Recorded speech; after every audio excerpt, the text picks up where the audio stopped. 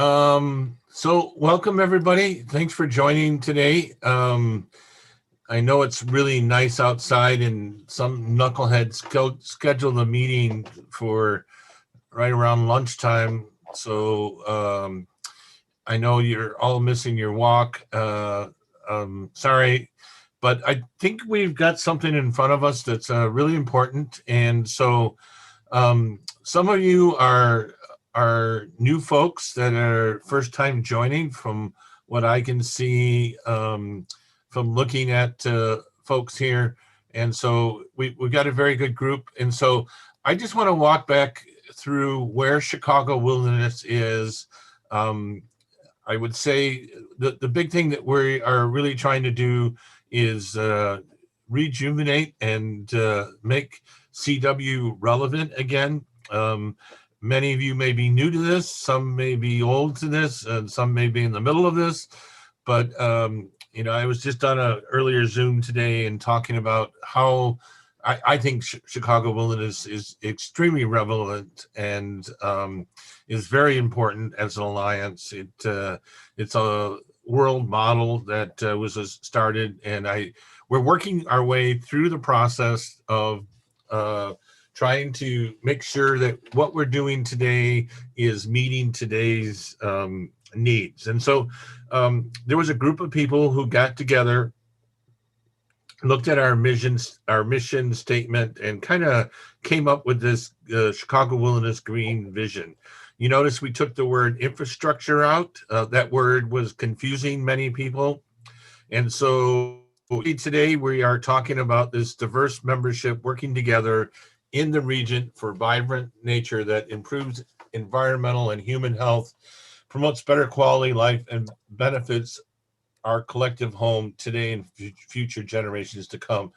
And when we talk about those future generations to come, we really want to be able to be speaking to not to our lifetimes, but the next 7 generations has been a really common term that's come out, or phrase that's come out recently. So, Chicago Wilderness has a lot to be proud of, and I would say it needs to really start selling its success. I think, Nancy Williamson has always wanted to be suggesting that we need to put something together that talks about how successful we've been. And just the fact of our recent change in our vision, we've gone from 1.8 million acres to considering 7.7 million acres, which is all the land in the Chicago Wilderness region, and being thinking about that. So, the historical accomplishments started out with this alliance and this collaboration across the region. We developed the Atlas of Biodiversity. We developed the Biodiversity Recovery Plan. We started inspiring Chicago Wilderness Green Infrastructure Vision with connecting the green corridors. As you can see on the map, we did a green infrastructure mapping exercise. We're keeping that basis for how we fully express ourselves into the future. And we certainly, at the top of our list is we recognize that we have to reach out to all these people that live in this 7.7 million acres. And that we have to be about how we integrate habitat into a healthy nature, and that we're taking the entire region into our consideration. So, this is where we're coming from. We have some guidance in this process. We believe we're at a crucial step in turning our vision into a plan, making clear what the partnership is aiming to accomplish, and then also being able to document that progress and success, and if needed, adjust our course. So, as mentioned, the initial ideas came out of this visioning group, which then discussed developing the steering committee, and now we're in the process of developing team leads, and that we hope to be able to bring our goal. We're surrounding healthy landscapes, but we're also involved in all 7 goals. that are out there. And I think we're actually adding an eighth, which is the Chicago Wilderness Hub, which we'll talk about in a little bit. So we have goals that were approved in July 2020. And now we're in the process of all of these groups getting out and having listing and engagement sessions and trying to come up with the basics of the plan. We've also hired the Institute for Conservation Leadership to come in and assist us with this process, and we'll talk about that a little bit more. And then, all this doesn't do us any good if it sits on a shelf or sits in our head. We really need to develop a communication campaign that talks about why Chicago Wilderness and the resources that are here are so important. So again, came up with these collective goals, and I'm not going to spend a lot of time on each one of these. Laura, please stop if anybody is raising their hand or anything. I should say, I'm sorry, I should have done a little bit of housekeeping things. If you want to ask a question, please use the chat and put it in there, and Laura will bring it up. If you have something to share, you can also put it in chat. And so we can use chat as a mean to just generate questions and discussion, or if you'd like to speak, you can raise your hand in chat, and Laura will note that you've raised your hand and will comment back to us. So sorry about that process there. So we have a couple of different goals that we started out. One is called Manage Habitat. We changed this to healthy ecosystems, or healthy landscapes, excuse me, recently. And we have met before, and this group, and talked about that 7%. If anybody finds my mouse to be, I'll take my hand off the mouse. The 7% increase under management was a goal that most of the team, when we last met, felt it was an achievable goal. If anybody has an opinion about that, please let us know. So this is a 7% increase in the lands managed by 2025. We have a group working on agriculture. It's that title is also changed, and they're looking to address about 25% of the 4.4 million acres in Chicago Wilderness region. The green infrastructure is back here, so it's not in the title, but we know it's critically important to be talking about this. And so green infrastructure, talking about the green space and built up spaces, increase that by 3%, which is seems like a small bit, but it will be a heavy lift, and people are working on this. And so that's another goal that we have.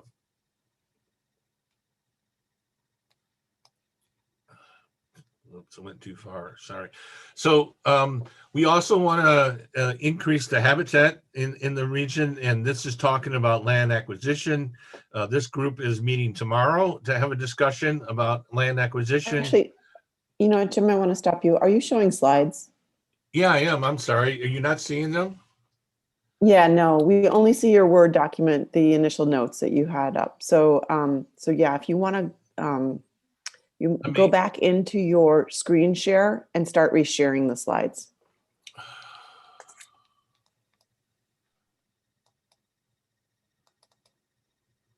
Can you see them now? Yes, perfect. Okay. Do you want me to go back to the first one? Okay, I'll go from the beginning. So there, can you see that now? Yes. Okay, great. So that's where we started with the vision. That was the moving from past to the future. There was the justification, and we can share this, although this is being updated on a regular basis, so maybe I'll have Laura share the most recent copy. Here we were talking about the first three goals, and then here we are talking about the next four goals. So we have increased habitat, which we talked about, increasing it from 6.5%, which is where it's at today, to 9%. That's 190,000 acres in 5 years. I think the group working around that goal is rethinking that that metric. 190,000 acres transmits into billions of dollars, and so we're having to rethink that. But anybody that's interested, that they are meeting tomorrow, but and so they will be reporting out on their meeting.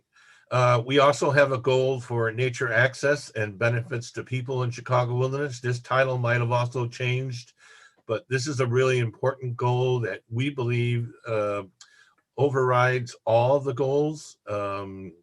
It's going to influence all 7 goals, and we need to be mindful of that as we move forward, that goal has to be captured in almost everything we're doing. And the same thing with the next goal, which is climate resilience. That goal is being developed, and there's a group working on it. And then finally, there's I wouldn't call it water, where I think it's called aquatic resources, and that goal is also being developed. So we also want to develop an operational plan for each goal, which is where we're working at towards today. And we want to think about the tactics that we want to talk about. And we talked about that a little bit at the last team meeting, but we also want to develop metrics and identify things that we want to possibly map to continue this process. As we get into the hub, it's going to be very interesting. Mark Johnson and Mark Bauman from the Field Museum have been pushing forward with a group of people this hub, which is a place where we can share information about the goals and Chicago Wilderness overall. It's not meant to replace the web page. This is more about these goals and how we're tracking them and how we're showing them and how we're sharing them. So, and that really gets into tying into the showcasing the projects for each goal to inspire participation in the communications campaign. So these are just some of the goals that we're working. The 8th goal that we're kind of talking about is this mapping purpose. And so we want to support the 7 or 8 emerging goals from Chicago Wilderness and really be able to track the key indicators and metrics that we've identified. We also want to provide a framework to communicate and share these ecological and social urban issues on a regional basis and a local basis. We want to, the city of Oak Park to be able to use the resources in and around its community. We want the same thing in Lake Calumet area, the same thing on the Illinois Beach lakefront, Chewauquee Prairie area. We want to meet Chicago Wilderness geospatial and demographic needs. We really want to be able to demonstrate this information and share what partners currently have. And so as we talk about incorporating the latest GIS technology, many of you may or may not be aware of the fact that we can communicate through GIS and share that data to a common hub where, if you're Cook County Forest Preserve or Kane County Forest Preserve, you will have the ability to enter information into the hub that can be shared across the region, and then also download information from the hub that you might find useful in a specific cause, whether it's reaching, scout programs or tracking kestrel boxes or community gardens, any of those things we want to be able to track. And as I said, it doesn't replace the website, it's a complement. And then I just mentioned, we want to make this a collaborative effort that's maintained by our partners and providers. So, the big question with any kind of GIS hub like this is who's going to manage it. And so we are in some discussions with that and trying to figure that out. but if you got comments or thoughts about that, please let us know.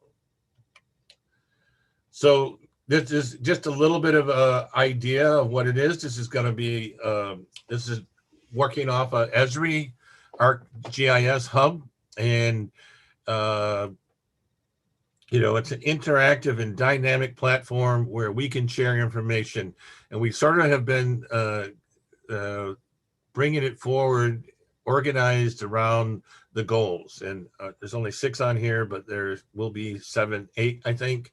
And so that's a step that we want to do. This hub that Mark Johnson is working on, I give him a lot of credit. He's got a lot of background data that's hidden in the background that we don't see all the time. And I get to see it because I'm working on the team. And a recent spreadsheet that we will share in the near, is just an incredible, valuable resource that I think everybody's going to find very useful, and will probably generate your thoughts about, hey, what's missing? Here's a place I can interact, and we're going to allow you to communicate with us on a regular basis of what your needs are, and or something you've accomplished.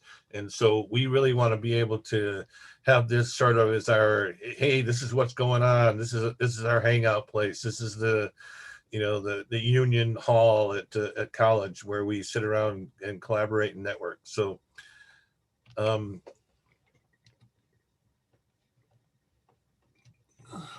let me stop sharing my page there.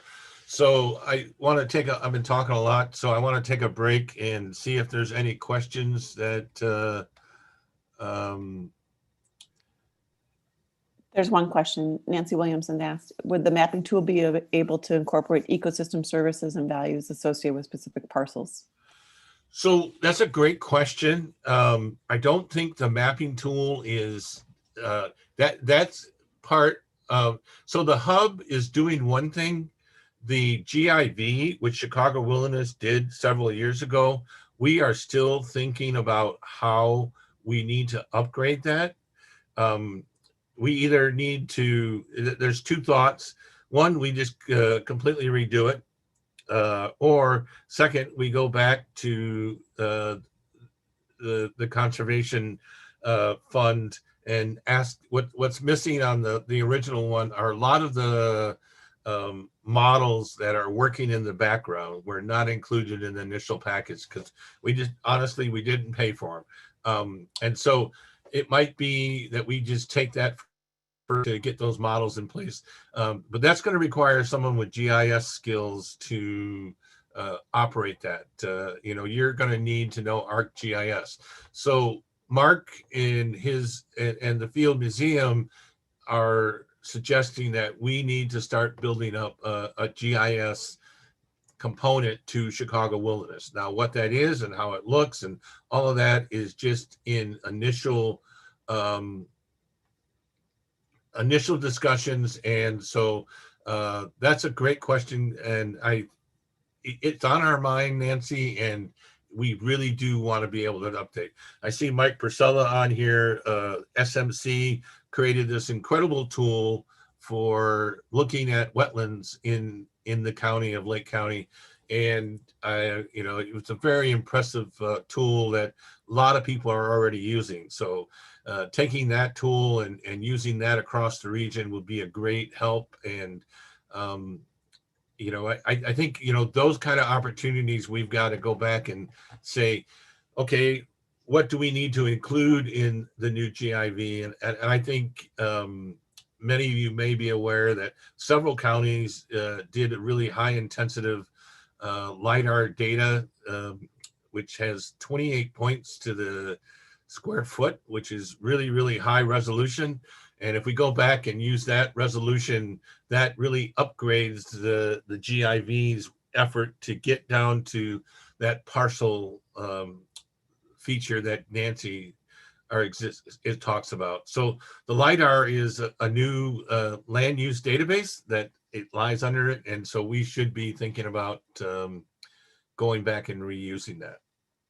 So any other questions or comments, or if you want to unmute yourself, you can have. I'm open for open discussion, but if not, I'm going to figure out how to move on to our,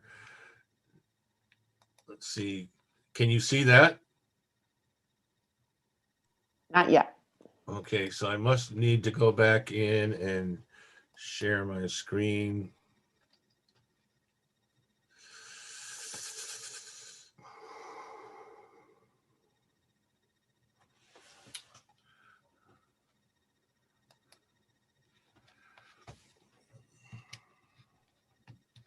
Now we can see it. Yeah, but that's the Esri platform. Sorry, you got the wrong guy. I don't know why this isn't opening. Try this again.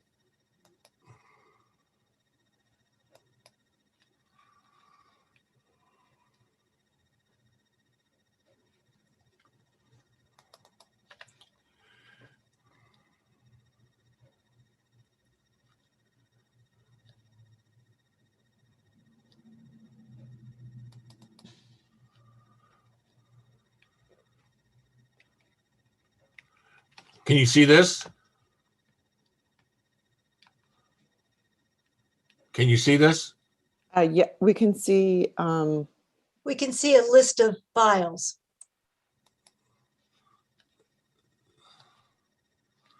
It should be Gold 1, Healthy Landscapes. No. Yeah, it's sharing the wrong screen, Jim. So stop sharing, I think, and then start sharing again with that document that you want to share. As long as it's open, it'll be easier.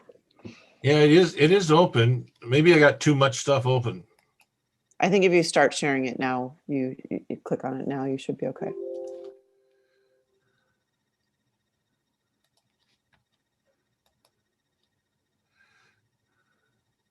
Oh, there it is.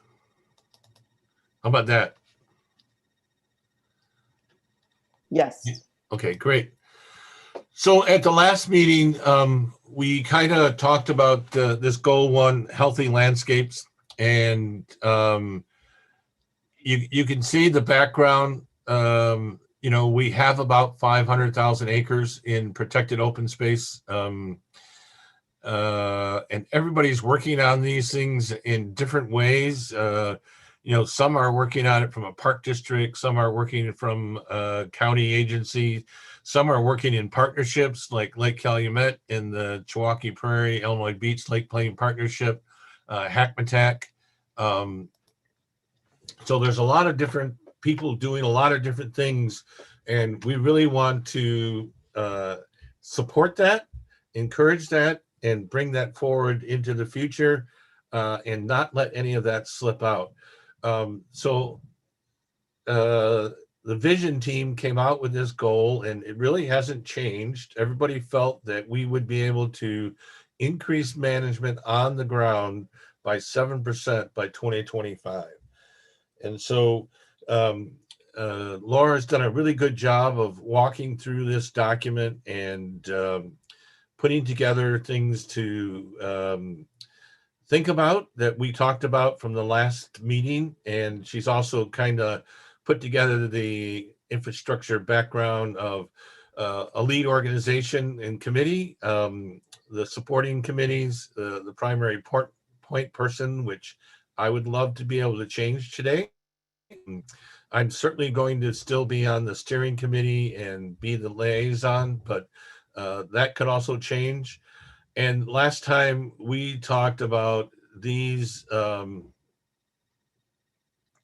key sub goals, and so and we kind of did an effort to do a survey. I think we'd like to do that survey again to really find out what each organization is doing currently from management. So this is something that I would like help with figuring out this survey.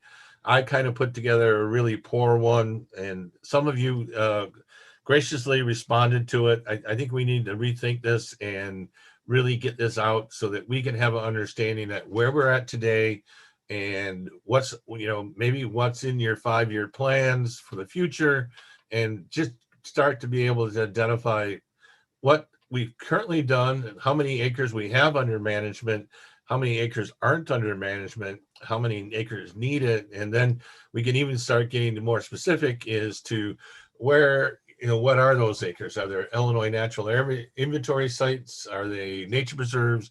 Are they high quality for wildlife, important bird areas? All these questions could be rolled up into that survey to get a feel for it. And we certainly want to, as we had done in the past, we used to have restoration roundtables, and these kind of led to us talking about effective restoration and management techniques, and in some kinds endorsing that. I think there was a white paper on deer management. We certainly have come to a great understanding with the collaboration with the Illinois Prescribed Fire Council about prescribed fire on the landscape. We have a very strong relationship with the Chicago Regional Tree Initiative about oak ecosystems and the urban tree canopy. And we're making great strides there. I can't say enough for the team at Morton Arboretum and Chicago Regional Tree Initiative that's working on this. If you're not familiar with them, you should get familiar with them. If you're in the business of growing or planting trees, this really ties to the fact that we want to increase the health of our oak ecosystems. Chicago Wilderness had identified oak ecosystems as a keystone community, and I don't think that's changed. I think we really need to be thinking about this, and I think working through the Chicago Regional Tree Initiative is the way to do that. There's been an effort lately to reform a cooperative weed management area for both invasive plants and animal species. I'm looking for assistance there.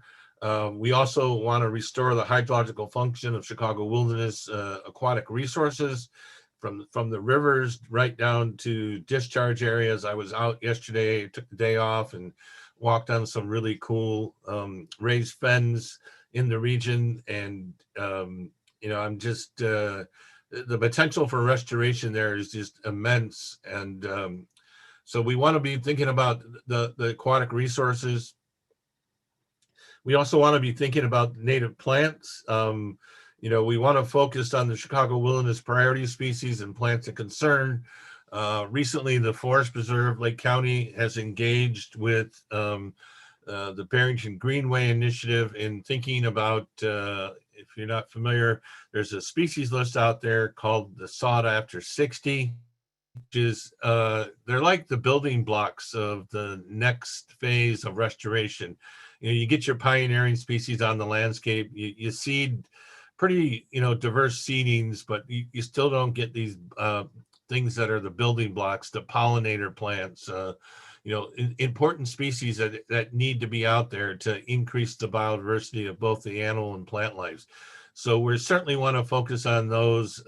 Another one group of species that a lot of people, this came from Tom Vanderpool and some other people, they have these wetland warrior sedges. And so they've identified, I think, like 10 of them or a handful of them. And I want to be able to say that we have the woodland warrior species, the savanna warriors sedge species, the prairie warrior sedge species.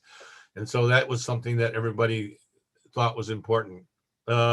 Increasing the availability of native species by seed sharing and seed collection was another effort that we wanted to do. There was a desire to limit damage to ecosystems from invasive wildlife species. Here we're thinking of deer, but recently I saw something about the coagula mussel and how it's increasing phosphorus levels in the Great Lakes, which is not something that we are very kind to. We need to figure out how we can change that process. So, and we want to implement conservation design based on historical ecological monitoring and implement a region-wide ecological assessment of both restoration and management activities. And we want to be able to figure that out over the long term. What does that mean, and where do we want to work? So kind of what we thought about last time. So I will stop sharing my screen here and look to see if there are any questions or comments that people might have. And if you just want to unmute yourself and speak, that's fine. Otherwise, just type something in the chat. Okay, Jim, I was trying to type it in. I wasn't fast enough. It's Nancy Williamson. Could each of those sub goals have metrics where it makes sense developed to relate to, you know, potential carbon sequestration numbers, and even things like the nutrient loss reduction strategy? When I was working with the DNR, you know, we were working a lot with farms. They've got their numbers for potential nutrient loss strategies for the practices. And working with Cindy Screwgrud on that, she felt that when a forest preserve converts, 300 acres to prairie, that there are definitely metrics that can be put towards that for nutrient loss reduction.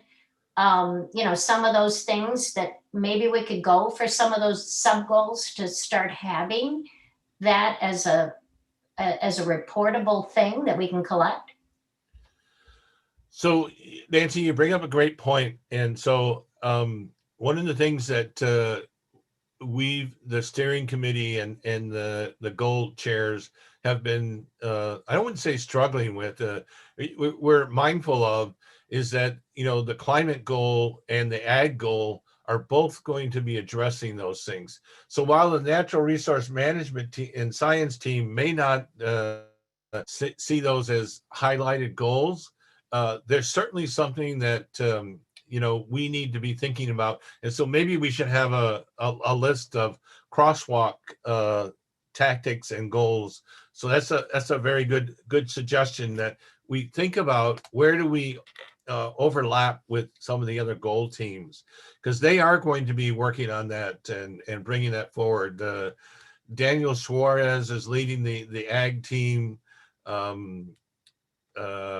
Michelle Carr is leading the climate change team. And so that's a very good point, Nancy, and that's something that we will take into consideration. That's something that the Institute for Conservation Leadership is also we're bringing them in to make sure that we are thinking about that aspect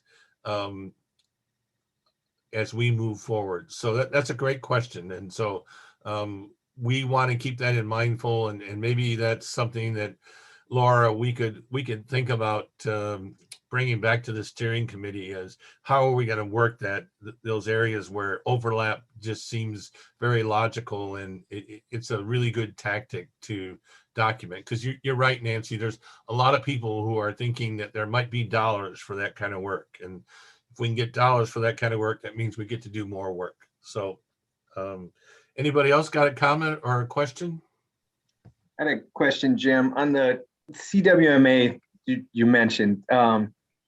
I think that's something we certainly miss here in Kane, especially the IDOT work that Kathy McGlynn was doing. Was pretty set up so we could order up some invasive species treatments and some right-of-ways that we don't normally have permission with. I'm just wondering, what do you think goes into starting that back up? Because we can certainly send a rep to that. Can you raise your right hand, please? Thank you. That's what we need. We need some people to step up. I'm getting to the end of my career, and one of the purposes of continuing these meetings is because I'm looking for someone to say, hey, I would really like to lead the natural resource science and management and science team. I would like to be involved with the cooperative weed management area. And so people might say, well, why should I raise my hand for that? Well, there's a good reason. If we get a cooperative weed management area reestablished, then we become eligible for grants that, just as Ben said, it's money in our pockets to work with agencies like So for example, we have been working with, in Lake County, we've been working with Lake County DOT. And I would say that most of the Lake County DOT corridor, and they're hard to completely identify, but I know which ones are which.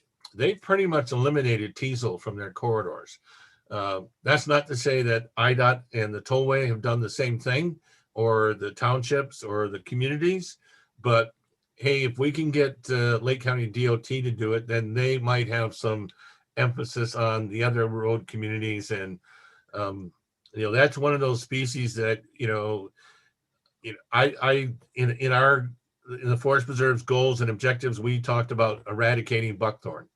Well, detasseling teasel would be another battle cry that I think we should have out there. It's a very aggressive species, and once it gets established, it's very difficult to get out. So that cooperative weed management area would be really great to have 2 or 3 people. We probably have to find funding for a coordinator. But is that something that the Forest Preserve, I know we're all strapped for cash, but if 16 agencies put in $1,000, and that's $16,000, and that doesn't get us very far. But if we could double that to 32, then we might be starting to talk about a coordinator. And so, we need some people thinking creatively of how we can make that happen. We've also have been pushing for the Illinois Invasive Species Council to get reestablished, and I think that's moving forward.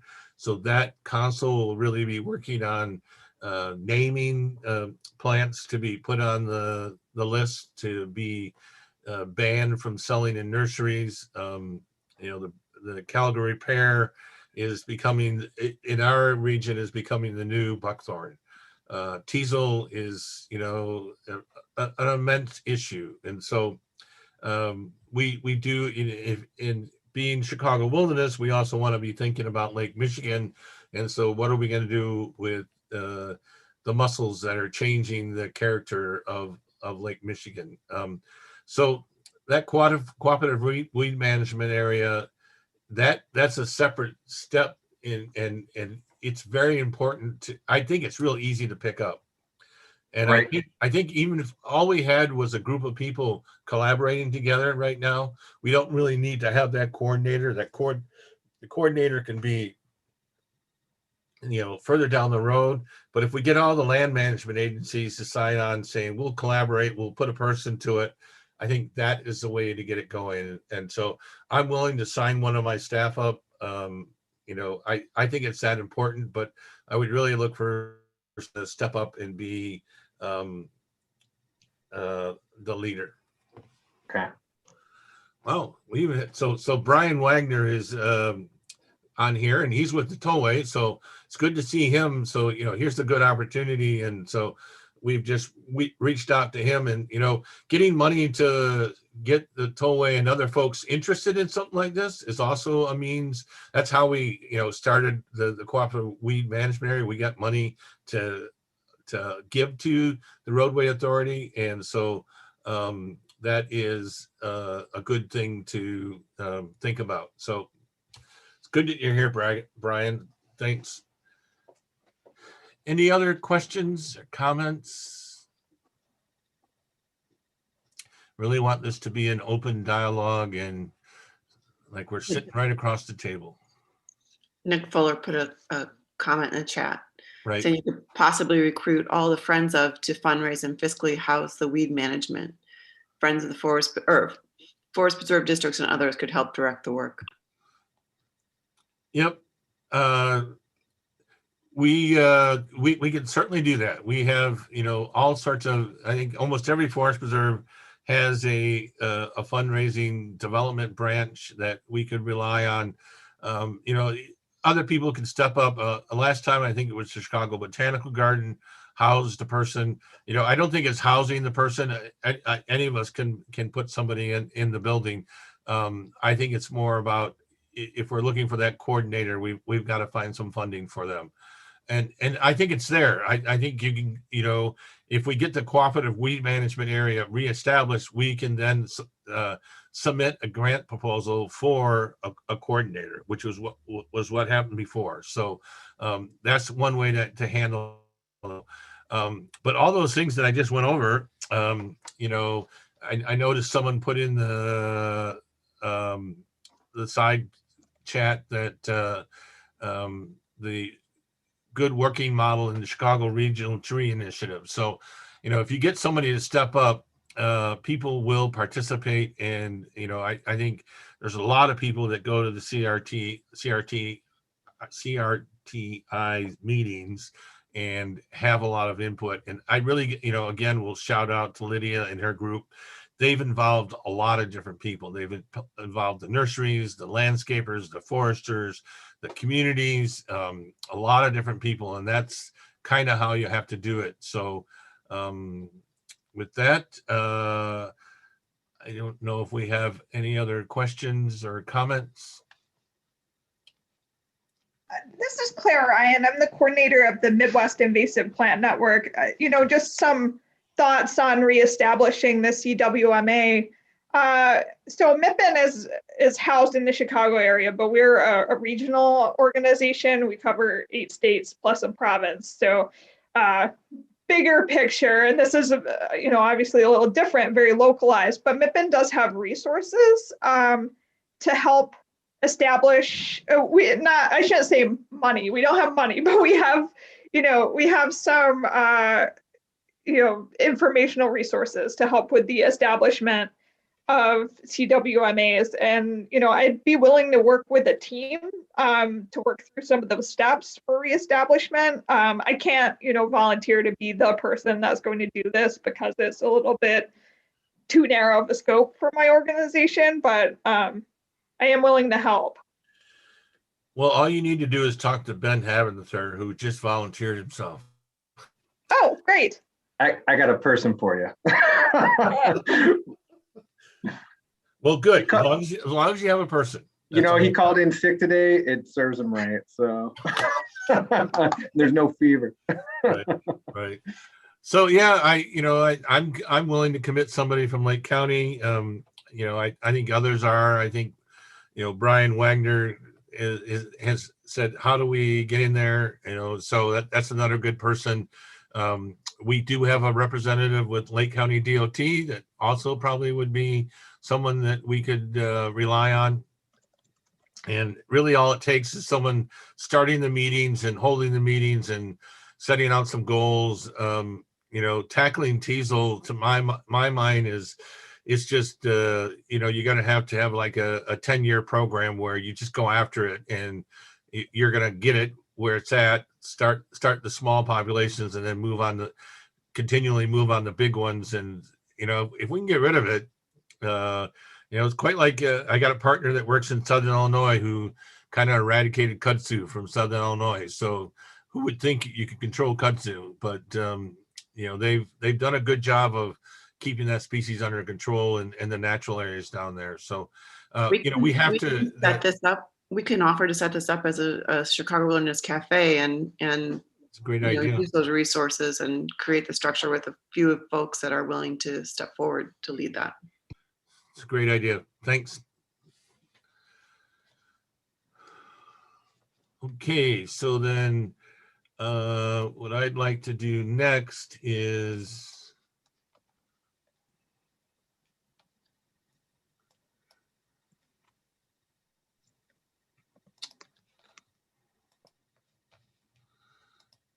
I'm working on my screen again.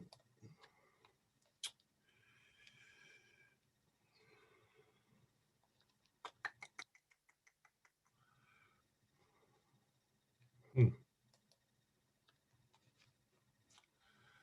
close that. Let's just try.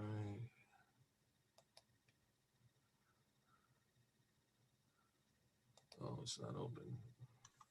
Actually, I got a question while you're flipping through the screens there. So I think a lot of the land managers probably know how to execute on actually controlling invasive species. Where I lack the knowledge, and I guess where my comment came from in terms of fiscally housing the weed management group or whatever it's called, the coordinator and all that stuff, is what made Chicago Regional Trees Initiative successful in either getting the funding, or can we look at that as a successful model and potentially look at that model to direct the weed management group?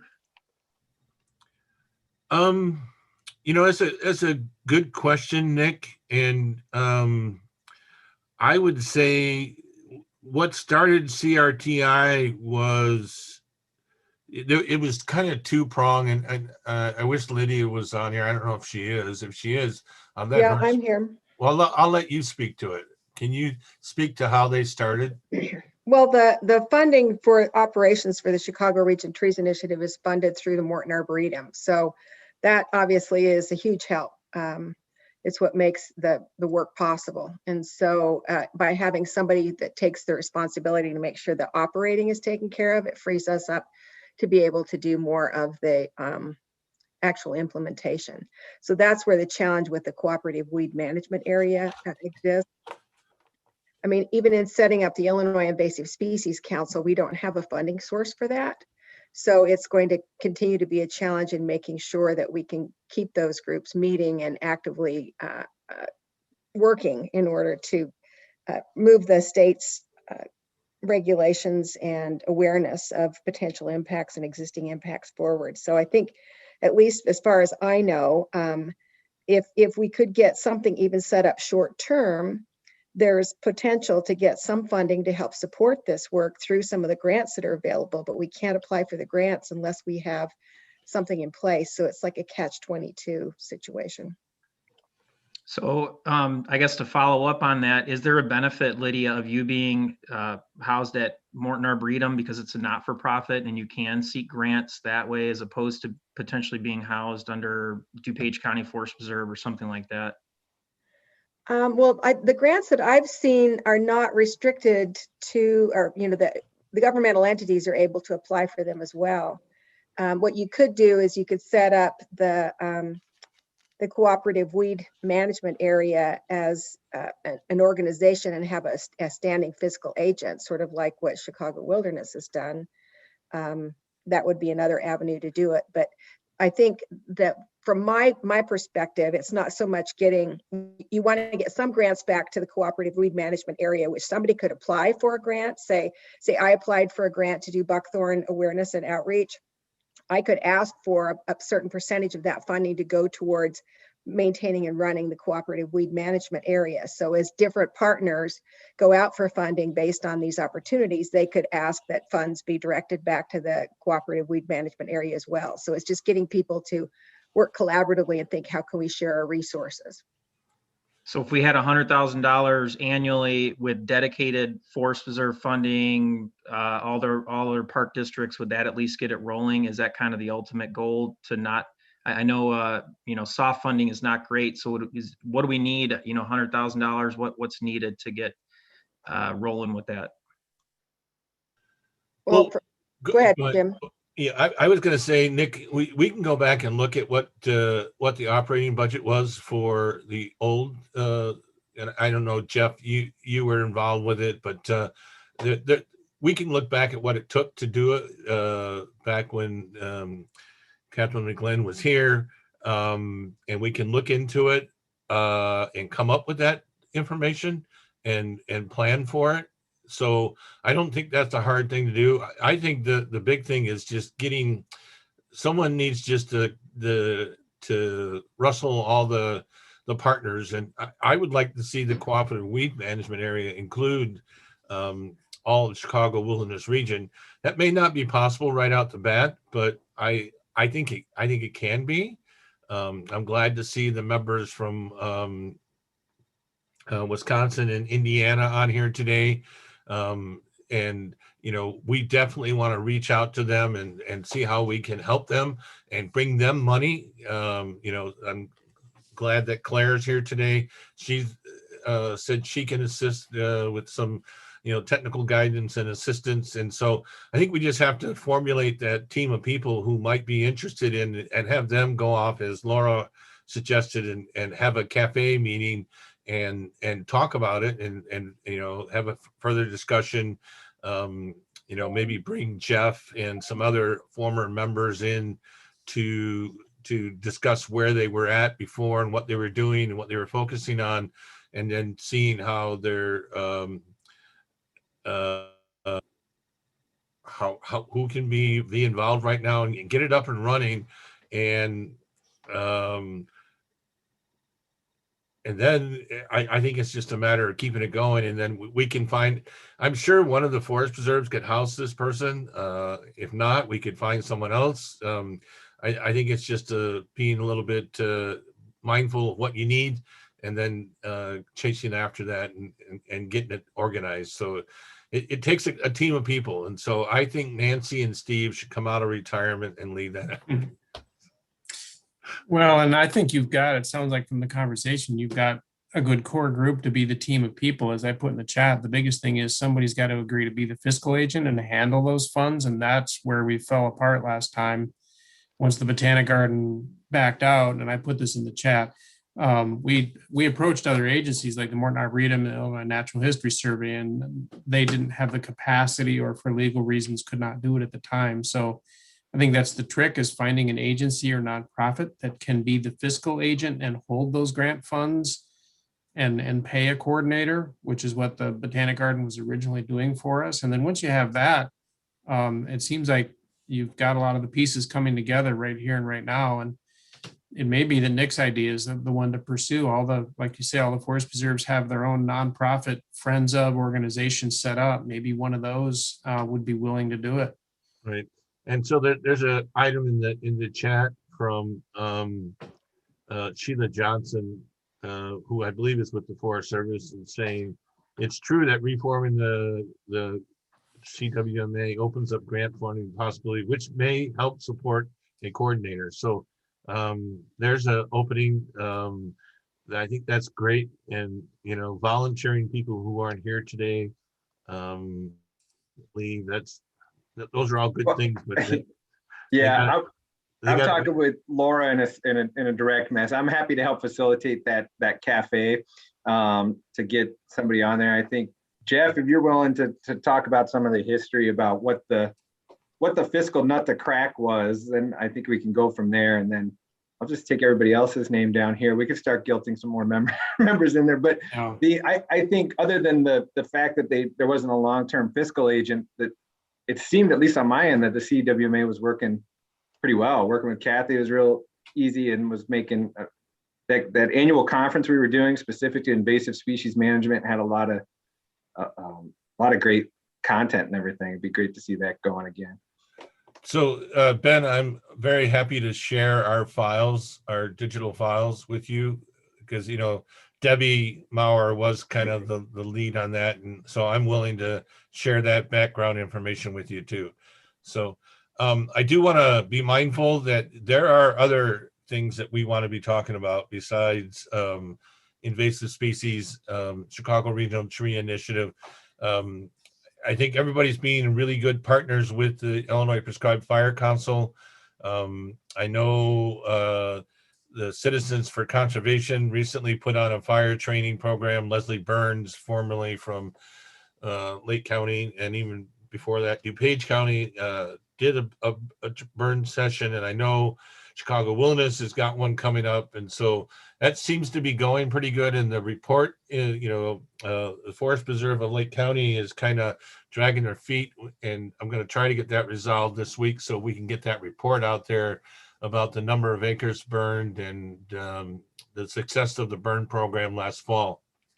So we also, let me see if I can get my screen again, because I want to talk about one more thing. And I don't know why it's not letting me share what I want to share.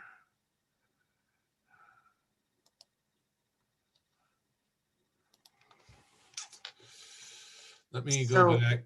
Jim, just open it up first on your desktop, and then start sharing again and click on it.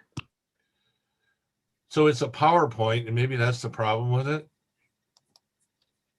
So can you see that? Not yet.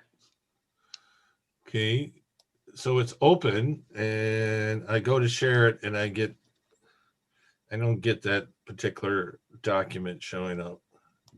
Well, hang on a minute. No. Well, I'll tell you what, well, that doesn't come up. I'm just going to walk you through it. And so this is just a real brief thing. It says share, but it doesn't share. Oh, that's somebody else. Let's try this.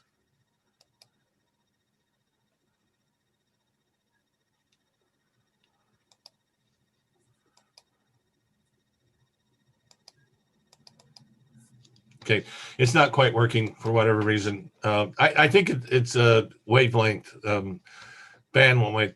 So I mentioned that we were going to be working with Illinois, the Institute for Conservation Leadership. And, unfortunately, I can't show you this, but I'll walk you through this. So we've been in contact with them, and we're about ready to finalize a contract with them to start working. And they are building off the biodiversity plan, some of the items that were in there, like involving citizens, improving scientific basis of ecological management, protect globally and regionally important natural communities, restore natural communities, maintain natural communities, sustain biodiversity, develop citizen awareness, foster a relationship between society and nature in the region, and enhance the quality of lives of the region's citizens. And we look at that, and that's exactly what we're talking about today. And those items, those measurable objectives, came right out of the biodiversity recovery plan. So I would encourage you all, if you don't have a copy of it, to find it, print it, because we also many of our goals are coming from pages 9 through 12, and they match up pretty well. And so we shared those with the Institute for Conservation Leadership, and they have come out with a process, and it's called switching from the organizational mindset to the network mindset. So a lot of us work in the organizational mindset, and we need to make Chicago Wilderness function.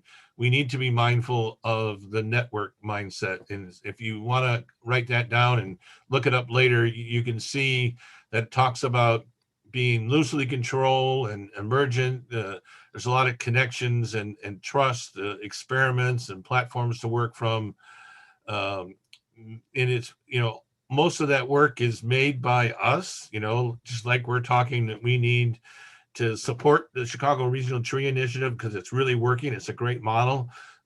We want to do the same thing for cooperative weed management. We want to keep the Illinois Prescribed Fire Council. And so we want to be able to have that as our guidance, and everything that we do is open and shared. So there's no, well, I made this, you can't have it kind of thing.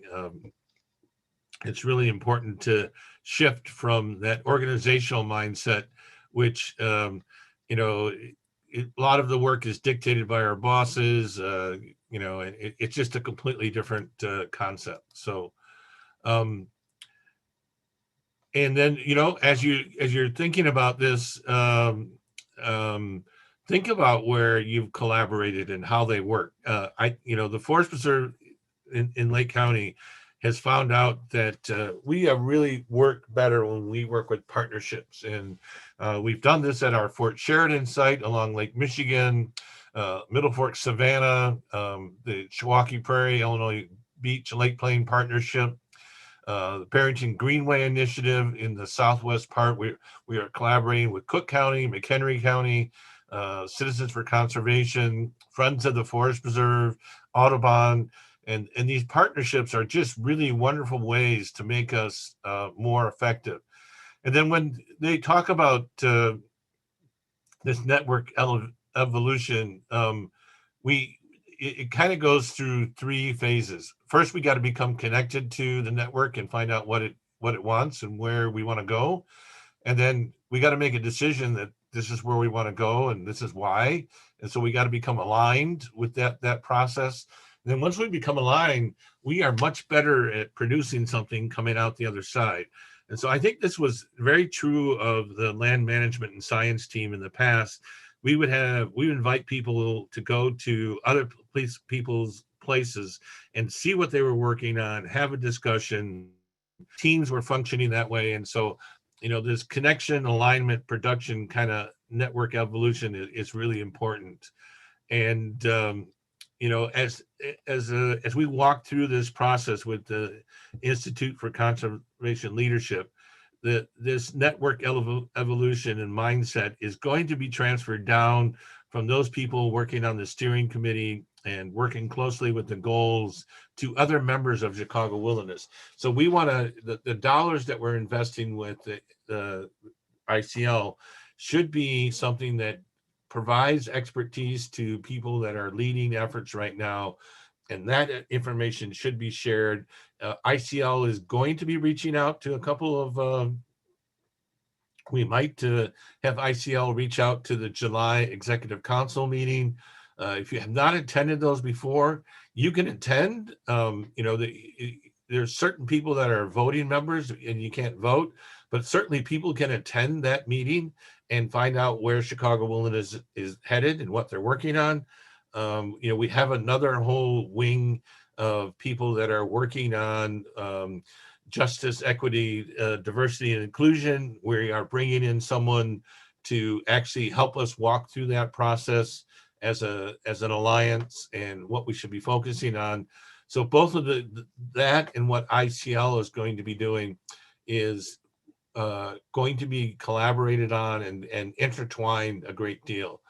And then, as we walk through this process of this network evolution, we want to find out what is the most important or dominant thing for Chicago Wilderness at this stage. And then, as you work through this process, there's people, purpose, and process. And so, and then we want to, what we're really bringing for is to add some alignment to where Chicago Wilderness is going and making sure that there's the crosswalk between these different groups. So we're going to be encouraging a lot of you to get outside your comfort zone, find that common ground as we've been talking today about invasive species. We want to make room for everybody to speak and have their voice heard. We want to keep the big picture in mind, which goes back to that biodiversity recovery plan. We want to share the load. We want people partnering. It works better. I think Lake Calumet is another good example of a great partnership working together and bringing significant dollars to that area for both restoration and connection with the community. I would encourage you all to type in the Southeast Cook County Land Acquisition Plan and take a look at that. I would say that's a perfect example of how we would like to move forward with our efforts in Chicago Wilderness. It was a very inclusive process that included the neighborhoods and made sure that we were reaching out and touching them, but it was also focused on the resource, which was something that was very important. And another thing that we need to be thinking about is just making ourselves stronger, but at the same time, this is a really tough one for me to be constantly doing, is to be patient. My patience runs very short, and I'm always pushing people. And so I'm pushing you all today. I see a lot of new names here, new faces, and I see some regular old faces, but they're still young faces. And then I see myself. And so I certainly want to be encouraging us to be mindful of this process that's there for us, and are very interested in people stepping up to the plate and raising their hands. I don't want to forget that there's a wildlife task force that's out there. Gary Golacki's on here. He and a bunch of other folks have been leading that effort. The pandemic's kind of slowed that down, but they're willing to pick it up. And I know Gary's talked to him about reinstating those meetings, those annual conferences that I think were very well liked. And so I think it's really, there are a lot of things going on. And so the last 15 minutes that we have, I'd like to, now let's see if I can do this. Let's get rid of this. Let's get rid of this.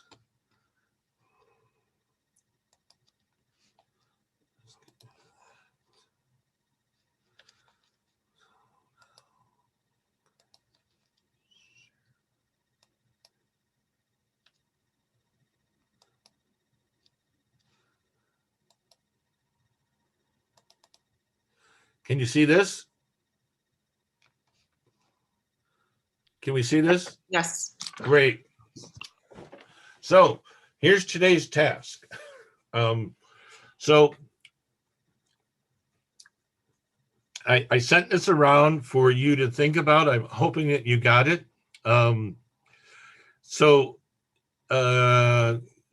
I think from the last meeting, I tried to collect information about what we're thinking about and where we're coming from and who should be involved or what should be. And so you can see some of these things are kind of, I don't know if I just unshared my screen. I hope not. Some of them are well defined and some of the other ones aren't as well defined. And so this is just for discussion today, but also I want you to be thinking about, as we walk through these, who could be involved and who could raise their hands. So, you know, one of the things that I think is really crucial for us is to be thinking about volunteer stewardship. We have the Volunteer Stewardship Network through the Nature Conservancy. We have a lot of volunteers that work with land trusts. We have some partnerships out there. I've mentioned many of these already. I don't know if you are familiar with Friends of the Nature Preserves. They just started off and are working at a handful of nature preserves through the region, bringing people back to those preserves to do restoration. So volunteer stewardship, I have a person on my staff, Kelly Schultz, who's highly involved in this. There's training, there's recruitment, there's all sorts of things that go into this, but we really want to, across the Chicago Wilderness region, be thinking about how we can engage volunteers in the work. And it's both, some people are traveling Wilburys and they like going to different places and working in different places. That's a great thing to do. But there's also people who want to be involved right in their back door. And so we have some really good examples of that. And so again, I'm seeking today, as you guys are all and people are all here as members of Chicago Wilderness, we should really be thinking about who can we plop into the volunteer stewardship to be meeting on a regular basis or irregular basis, whichever it is, to talk about increasing volunteers across the region. I know many of the forest preserve agencies are already working on this and developing requirements that allows someone in Cook County to be trained, then come work in Lake County or in Kane County or at Hackmatack or Lake Calumet. So if you're interested in this or you're involved in this, please enter your name in the chat and your organization and just put volunteer stewardship. The next Can I thing. ask a question, Jim? Can I ask Yes. a question at this point? So Jackie Barrow and Megan Dunning from Morton Arboretum have been working on the volunteer stewards, like the training and engagement work that they're doing. Right. Would this be in addition to that or a separate group? I want to understand the distinction between the two. It would be the same. It would not be a new thing. It's the current effort that they're working on. Okay, so I think that group is a good group to carry this forward. yeah, so that's the good news, is that you're not seeking actually a leader. There are two co-chairs that are doing that, and that it would be working to enhance that work. That would be great, especially if it was representative across the region. That would be fantastic. Right. Thanks for adding that, Laura. Anybody else have any other comments about volunteer stewardship? Again, this is an open discussion. Free to pass an idea.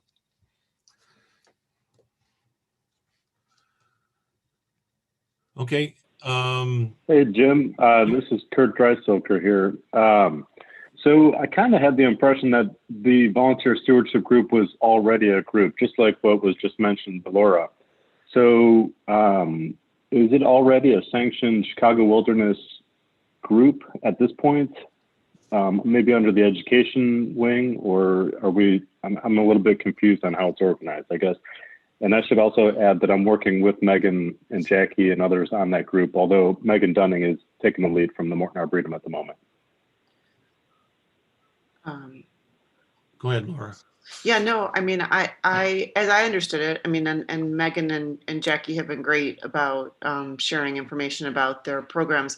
It would be great if they wanted, if we want to expand and make sure that, there's a way to join in. But I don't know, as far as I was, they've been working with me to send their training and their engagement programs and stuff like that. And we've been broadcasting them through the Chicago Wilderness newsletter and other ways. So yeah, so I would say that that is a sanctioned group with CW, and so I may be misspeaking a little bit, but this was an issue that was brought up by the management team last time, that this is the focus area. And so maybe what I should say here is this is kind of underway, and not kind of, it is underway, and there are people in charge. So we don't need anybody to raise their hand to lead, but we need people to raise their hand to participate. I know Kelly Schultz from Lake County is working on this.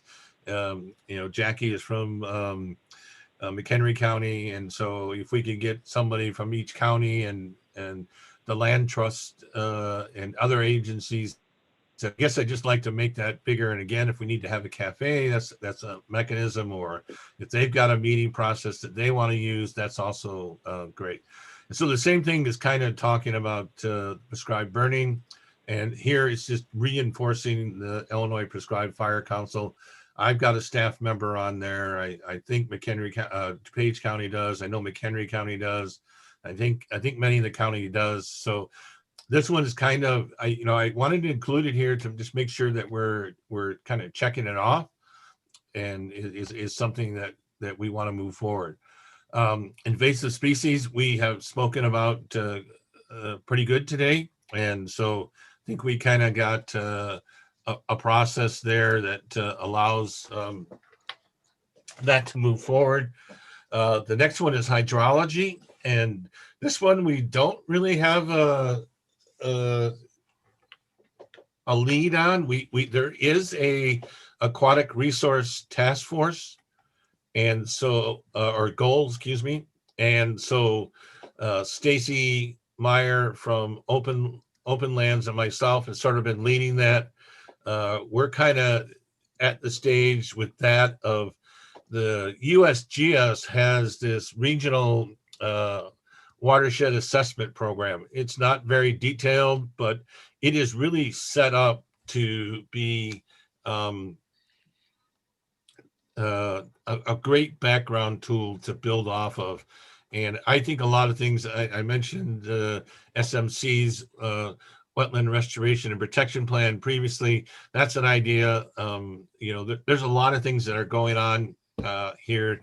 Information that was being addressed in Chicago Wilderness previously, because aquatic resources was a big focus of Chicago Wilderness before it dissipated. So this one, we kind of need leads, and I think there's some people that were invited today. Again, Yes. If you are interested in this, please just type your name and your organization and hydrology next to it. And this one's going to take a little bit more work because we need to think about this. But we have a lot of agencies that that can tie into this. There's the State Water Survey. There's the Illinois Geological Survey that could be here. Office of Water Resources and other folks. So yeah, this is Amy Gahala with the U.S. Geological Survey, and the hydrology topic piqued my interest, and I'm willing to help out with fleshing out what you need exactly in terms of hydrology and its relation to the overall goals. I'd be willing to put my 2 cents into that. well, great, Amy. So what I'll do for you or anybody else that's interested in this, I will send along where we're at with the aquatic resource goal right now. We've kind of just highlighted what we need to do and some important tactics that we believe we need to be paying attention to. So I'll send that along. If anybody wants that information, please enter your name in the chat and we will send that along. The Wildlife Task Force, we talked about a little bit. Gary and some other folks will be probably putting their mind to this, that many of you were involved with this before, or probably still involved with it. And so this is not something that I think we need to, per se, have new people get started with. But if you're interested in it, we would want you to participate. And if you got something that you want to, if you want to collaborate, Gary Glowacki is kind of the person. And but we also, we invite you to be in this task force. And this one really is, I would hope that we could really focus on a lot of things that are going on in the region and build off the next item on the list, which is the priority species. I know that the 12 priority species for wildlife have been looked after and are moving forward to some degree. Many of them are COVID hampered, but the monarch is still moving forward. Rusty Patch Bumblebee has brought in dollars to the region. Gary is taking the lead on the Blandings turtles. There's other things that are going on that I think the Wildlife Task Force can be aware of and then share back to both the steering committee and the executive council. It would be good to have a report out at every executive council as to, maybe once a year or something along those lines, a report out to the executive council of what's happening with the Wildlife Task Force. The priority species I mentioned, we're working on. We do have a list of priority plant species. I think I'd be interested in people's, I think we should share that and get people's comments on that list and make sure that we're going down the right path. And then, reconnect with Plants of Concern and other programs that are out there, just to make sure that we're thinking about these. And, I also mentioned to you this SOP 60 list. I'm pretty impressed with the list. Again, Tom Vanderpool, Steve Packard, and some other people brought that list together. And that sought after 60 list is just, it just rings a real good sound to it, that, those are the species that we should be increasing on our restoration sites, but also increasing in the nurseries so that they have it available so that we can get it at seed and or plants and or, get these things planted out in some of our restoration efforts as wild garden populations that people can collect seed from and move on site. So I think that's a very good thing to be thinking about. Oak Ecosystems Recovery Plan and the urban tree canopy we've talked about. They're really in good hands with the Chicago Regional Tree Initiative. There's some really good things that Lydia is working on that could spring forth in the near future that we could, be thinking about. So the last two, the quality assessment of natural area cores and corridors, this is all following up on the ecological database that Wayne Lampa made for Chicago Wilderness several years ago, and I think it was shared with each agency, and some have taken it and built on it. I know we have. I know McHenry County has. I don't know about others, but others are probably collecting data in some form or fashion. This one really interests me to be able to begin to start saying something about the quality of the cores that we have. And I think a lot of people probably have this information stashed away or tucked away, or they're available, but we need to make it presentable in a unified fashion so that the data can start talking on a grander landscape across the whole Chicago Wilderness region. I think there's a lot of value to that. I think talking about the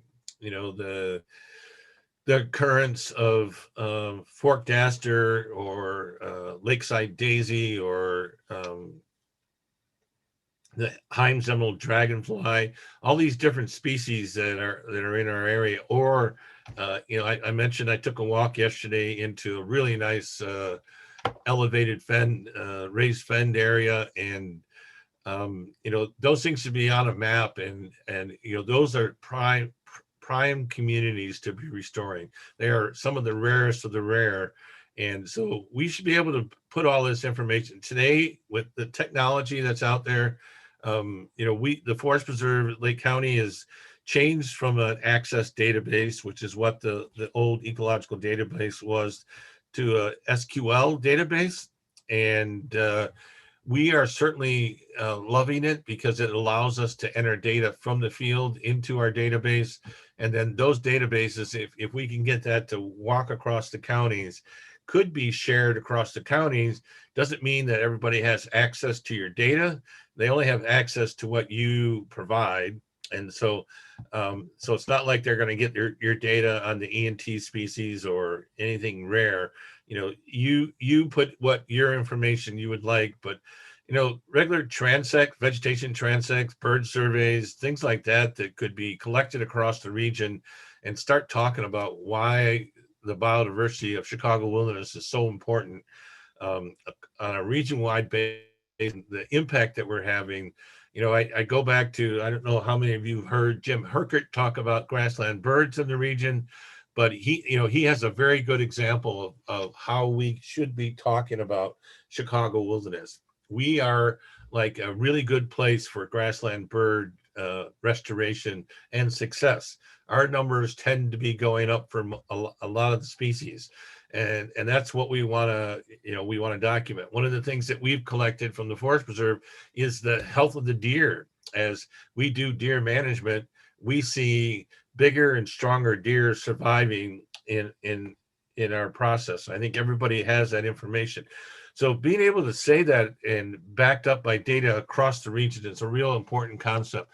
So again, if anybody's interested in this kind of thing, let's have a discussion and volunteer, and I'd be interested in what every Forest Preserve, how they're collecting data and how they store it and what programs they're using. Because I think the technology for this is like jumping leaps and bounds every day. And so we need to be thinking about catching up with this.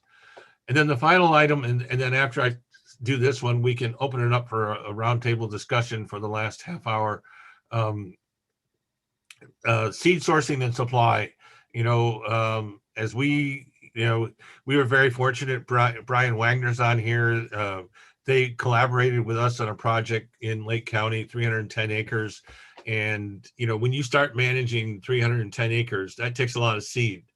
And so we need to be thinking about how we can increase the amount of seed that is available on our lands at the nursery, and, swap and share with people, and think about those rare species. The Forest Preserve also got a program on working on our really rarest of the rare and trying to propagate them, grow a bunch more, get them back out on the site, and just increase the individuals and populations. So I know there's a group that has worked on seed sourcing before. I think it's probably pretty well linked to the volunteer stewardship portion. So that's a great thing to be thinking about. And so that's kind of my spiel. I've been doing a lot of talking, and I see there's a lot of chat happening, and so I'm interested in that. So let me just start walking through. Let's see. There was a question if the sought after 60 list could be shared. If you had that, I would be happy to share that with meeting participants if there is a way to do that. I will send that to you, Laura, and that's certainly we can do that. So there's another question about the priority species list released to the public. I don't think it was released to the public, but it was released to the executive council, and I think I can definitely share that list. So we can share both of those lists. So Nick mentions, I think it would be a data task force. I would love it. I think that's great. And Laura again is talking about if we want to do a cafe, we can do that. Someone asked to get the Chicago Wilderness newsletter. Well, you got to unretire, Nancy. You have to come back. So I'm going to stop sharing my screen, and I'm going to, that was kind of walking through the line items there, but please let us know if you have any items you want to make a comment on right now. I would say just unmute yourself, and I'm interested in comments. One thing I'm not seeing in the chat list is anybody raising their hand. So a couple of people have, but again, we're really looking for people to get involved. There is a lot of benefit to this. When you work with other people that are doing the same thing in a different organization, the outcomes are always great. I would say very few cases where it's bad. So any comments, questions? Here, we're backing down, huh? Who? Here. Backing down. Backing down. I will address Nancy, who had been on our email list for a long time. When you retired, your email changed, but for many of you, we haven't worked with you, or I haven't worked with you in the past, and you may not be receiving the Chicago Wilderness newsletter or our information directly from Chicago Wilderness. So if you're a member organization and you don't receive it, just send me your email address and your name, and I will add that for you. If you're a new organization, please reach out to me and do the same. We would invite you to join Chicago Wilderness, or we can create a temporary. We want to make sure that we're expanding our reach and reaching new audiences and new partner organizations. So please just send me your email and your name and let me know that you'd like to be added to the Chicago Wilderness database, and we can start communicating with you more effectively. And you can also add members of your staff. So when we were talking about new people to add to the committees, especially if they're not here, feel free to add me their name and the area that they're interested in, and I can add them on the back end as well.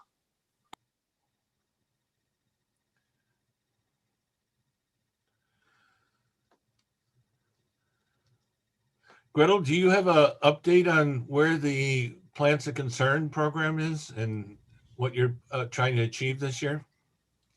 Sure. Hey, Thanks, sorry, Jim. Sorry to put you on the spot. No, I put in the chat that I would like to be involved on the priority species task force. And I do have Rachel Gode's notes about the process that you all went through in developing the draft list of priority species. So I'd be happy to share that. And Jim, I'd like to get some guidance from you about what more should go into reviewing that list, or if it is a final list, I'm not sure. But on the plants of concern front, we are rolling out new data collection technology through a mobile app and online training for participants. So we are hoping to reach more volunteers and get more people involved. And we just started a program down in Southern Illinois with Chris Benda coordinating Plans of Concern Southern Illinois. So that's pretty exciting. So Gretel, what is it the mobile app? Is that something you folks created or off the shelf? Yeah, we were fortunate enough to get a grant from a family foundation to work with a tech company to develop a mobile app for data collection. And I had to leave this meeting to get on a meeting to talk about that, but it's almost finalized. And our goal was to develop something that could be shared with other groups. But we did not have enough money in the budget to make it a seamless transfer of, something that another group could use. But it's, that's something that I would love to, if anyone is interested in, using Plans of Concern if they aren't already, and this data collection mobile app. So what's the mobile app? What's its format? Is it, like I'm out of my league on this question, but Access, SQL, or it's the back end is a SQL Server database. Okay, that's good to know. Great. So Gretel, I'm just curious how people would get access and, how open the training sessions are, that part. Yeah, the training session, online training, it is up on our website. We have a new website at plansofconcern.org, and anyone is welcome to take the training. It's open to anyone, and my hope was that people would take the training and then sign up to do some kind of field component with Plans of Concern, going out to monitor plants as a group and get more experience with the field component of rare plant monitoring before they are assigned a rare species at a site within the region. Okay. So yeah, just if there are any parks or land trusts or land management groups that have rare species on their land and they don't have Plans of Concern monitors monitoring them, let us know. Staff, volunteers are all welcome to use the mobile app. Thank you, Jim, for the platform. No, it's good. I'm gonna do somebody else here in a second, and actually, I'm gonna pick on you, Nick. Could you briefly talk about what you're doing with your Aquatic Resource Center, and who I don't know if you have that information, and you could talk about who you're collaborating with. I know you've done some really. I heard you raised how many Heims Emerald dragonflies? That is not my territory very much. I mean, I can tell you a couple of things that we're doing and who we're collaborating with, but I don't know how many hinds or any of that type of stuff. That's not. If you could just give us a quick update of, because this is a cool partnership, I think. Sure. So again, if I misspeak on some of the stuff, I apologize, but I believe that we're collaborating with multiple forest preserves, and I don't know which forest preserves, but definitely some U.S. wishing. Ben's throwing his hands up there. So U.S. Fish and Wildlife Service, I think, for Heinz Emerald dragonfly, but basically we don't have certain mussels. Other forest preserves don't have other mussels.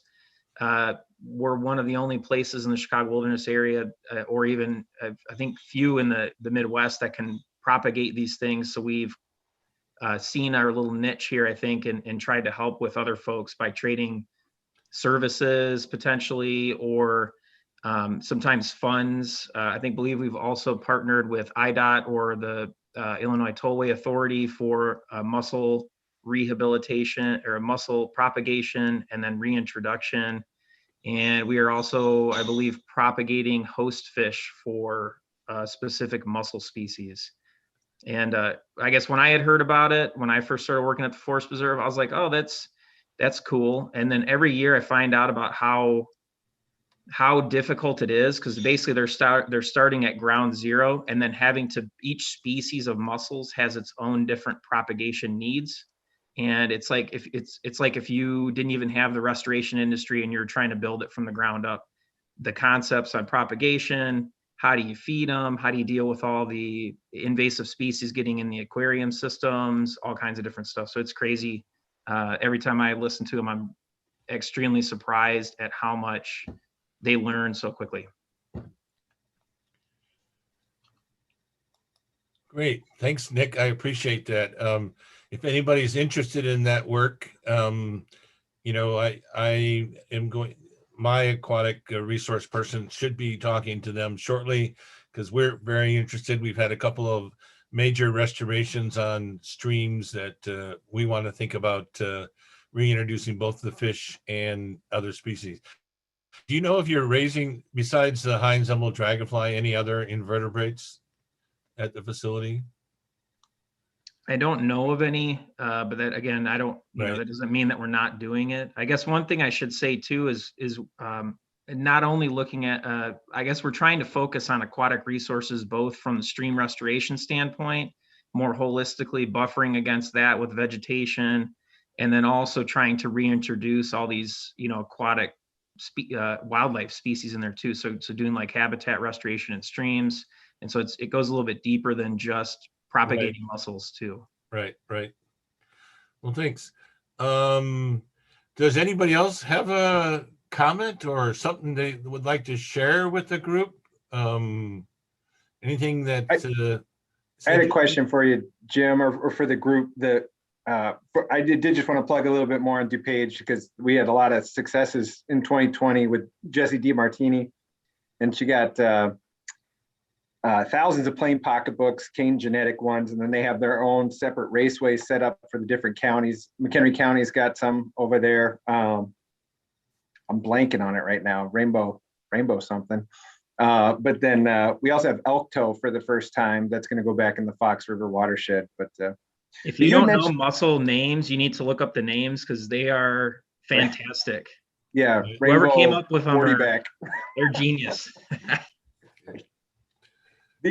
Jim, you had brought up Herkert's work on grassland birds, and I was just wondering how you're reconciling. I mean, he's coming just short of saying that if you want grassland birds, stop planting tall grass prairie.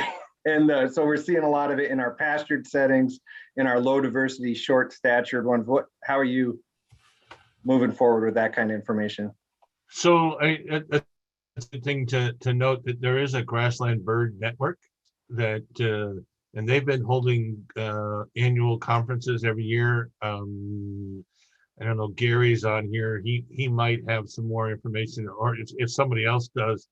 I know that that's partly a problematic thing. Some of the things that the Forest Preserve's done is we've just gone with short statured grasses. You know, we've kind of moved away from big blue stem, Indian grass and switchgrass, and gone to some of the smallers, you know, Spirabolus, some of the panicums, sedges, and trying to think a little bit short statured, you know, where, you know, we're at the point now where we're trying to, because the same story, you know, upland grassland, upland sandpiper, you know, those are really tough to get to come back, because they kind of require bare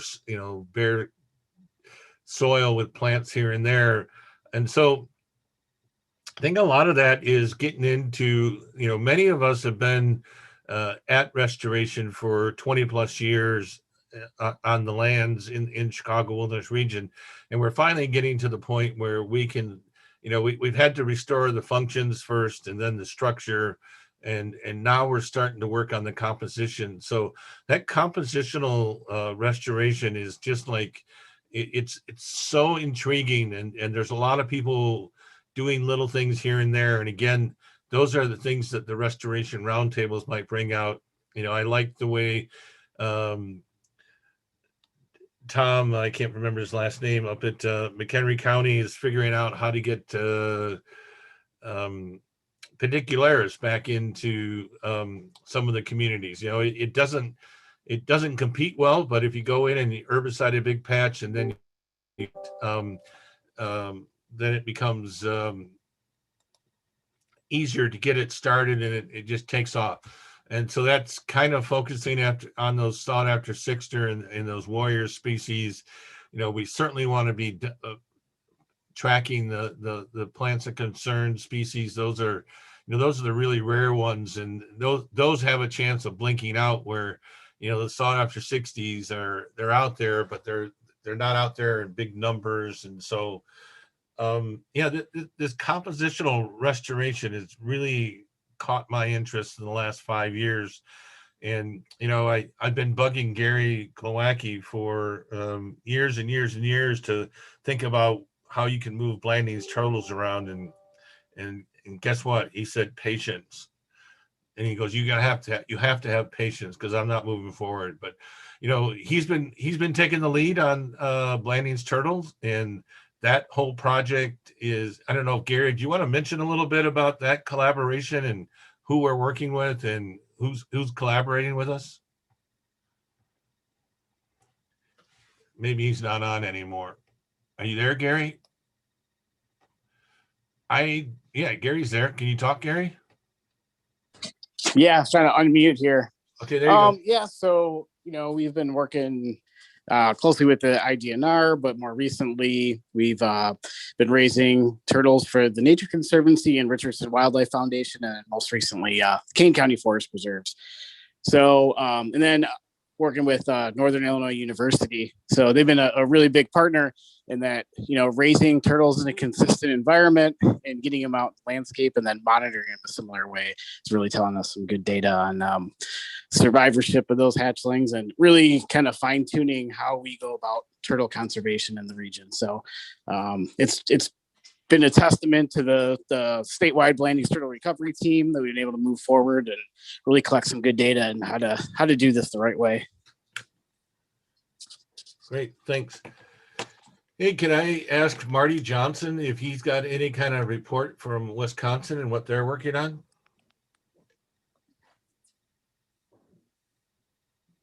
Afternoon, Jim. Not too much. I guess my involvement here is just to kind of see what's going on from the department standpoint. We're doing our normal activities leading up. As far as the Chicago wilderness, I guess it's a little bit of an unknown for the DNR. I don't know how many people have been on these in the past, so I guess it's kind of a learning process right now. So I don't know if that helps you a little bit, but okay. And then Sherry Fisher, do you want to say anything about the cultural or people side that you've been working on?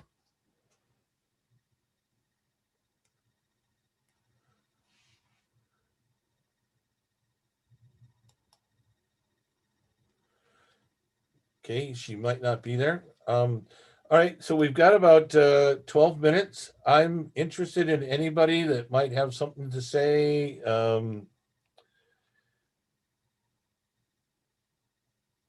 Anybody else have a comment? Feel free to step up and have a say. We're interested. Hey, Jim, it's Cherie. Sorry, I was struggling to get unmuted. Okay, great. Go for it. So there's been some work in the region about stewardship and why people volunteer to do stewardship stuff, including a StewMAP project that some of you are probably aware of. That's now more than 10 years old, so out of date. But I'd be happy to fill you in on that. That was a survey of organizations in the region that do stewardship at all levels, from like a single community garden lot up to the forest preserves and the IDNRs, the DNRs.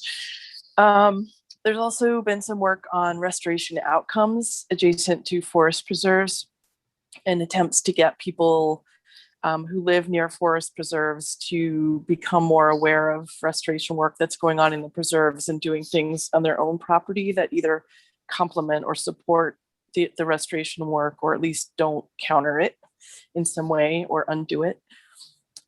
So if anybody's interested in that kind of stuff, I'd be happy to fill you in on details.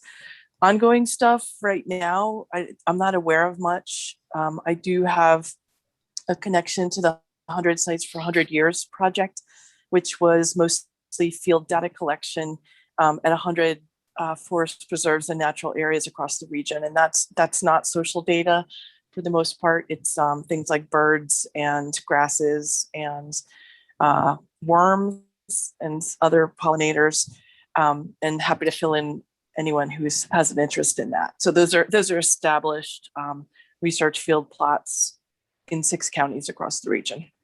I think that's all I have to contribute. Well, great. Thank you very much. Anybody else want to make a comment? Yes, Jim, this is Casey Sullivan. Go ahead. Can you hear me? Yep. So I put in a question about the goal itself, and that, as mentioned, there's 500,000 acres in protected land in the region, and we're looking to get another 7% under active management. So that's what, 35,000 acres. So my question, I guess, overall to the group is that not a metric that we can't achieve? I think it is, because I do see a lot of work going on in the region. My feeling is that we should be able to identify that and get that in a database, and that would show how we're reaching that goal.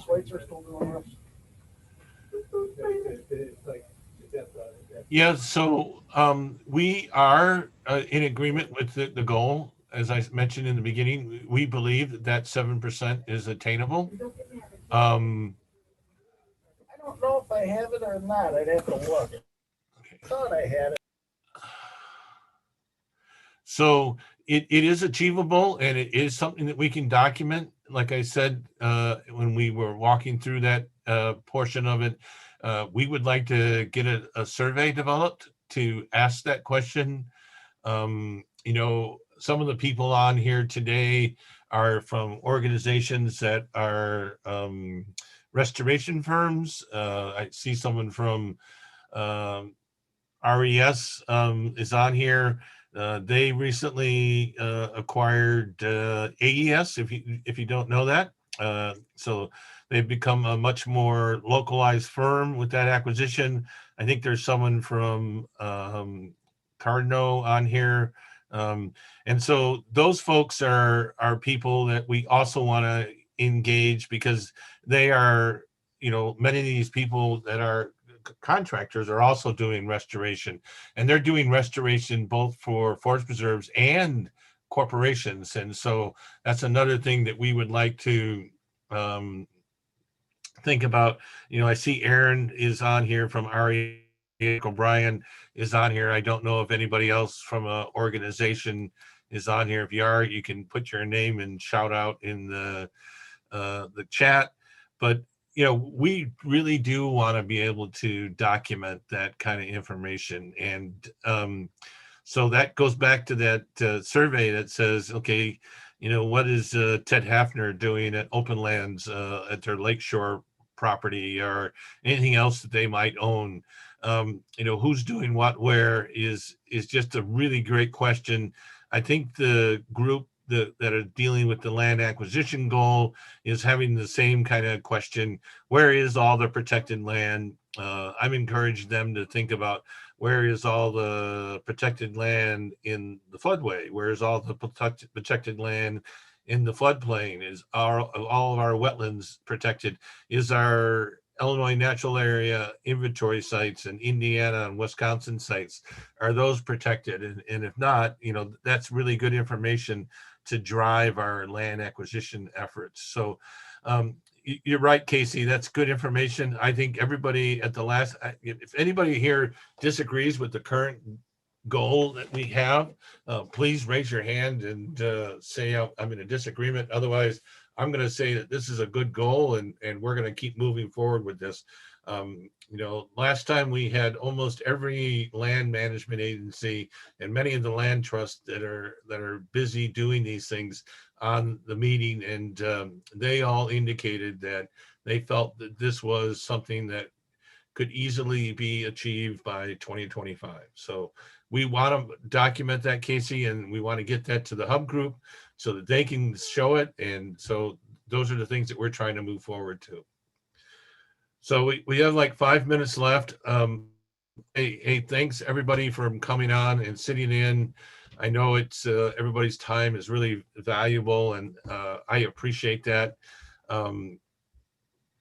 So we sort of laid some groundwork, and again, if you're interested in any of the things that we're working on, or think you want to contribute or collaborate, or especially lead, and that I'm also speaking about the natural resource management and science team. Previously, we had 2 different people sitting as co-chairs. I'm very open to having new people sit in this position and coordinate it. Right now, you know, we've talked about holding quarterly meetings, and so I think that is, you know, one of the things that Chicago Wilderness is really interested in is working with young professionals and emerging people. So we'd love to have someone step up, and I could provide mentorship and or, you know, transfer and move forward. So again, I encourage anybody that is interested to raise their hand and participate. It's very enlightening work, and you stay on top of a lot of things that's going on in the restoration community. So with that, if you don't have anything else, I would say, hey, take care, enjoy it, go outside and go for a walk now. It's 63 degrees outside where I'm at, and I would say have a great day, and thanks for participating, and we'll keep you in the loop. If you got any questions, you can contact Laura or myself, and we'd be happy to answer your questions. So take care, everyone. Thank you.